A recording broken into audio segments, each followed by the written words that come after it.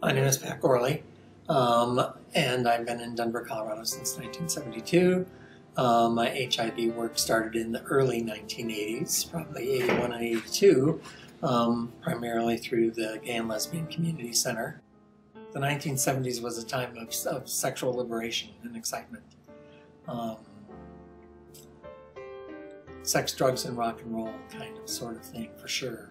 When I picked up that there was something going on, was reports coming out of New York City and Los Angeles primarily of these very strange, life-threatening infections. The thirst for information about AIDS was unbelievable. You know, people were now starting, it was now starting to sort of inch and ink out enough that different people were getting touched personally by it, through people they know who were getting sick, or perhaps through themselves. And so people really wanted to know what they could do to fend this off. Who was going to get it? Who wasn't going to get it? The epidemic blossoming in Colorado was a little bit behind the coasts. It took time for it to move inland. The worst years were from, certainly here in town, from 89 to probably 96. I mean, there were months in the AIDS clinic just at Denver Health alone where we would have a death of one of our clients a day. Probably the most impacting was the death of my own partner in 95. The day before he went into the hospital and died,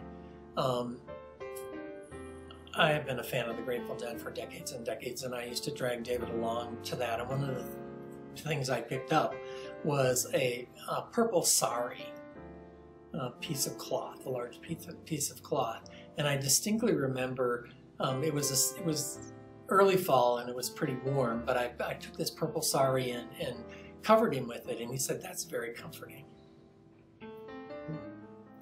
I think that an AIDS grove, perhaps here, that gets refurbished, and what that could mean for all sorts of people, again, is just a quiet place of contemplation.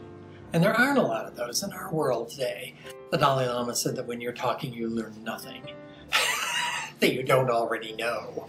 It's when you're listening that you actually, might pick up on something. So I think a place where people can go and sit still and think about the whole human condition is worthwhile.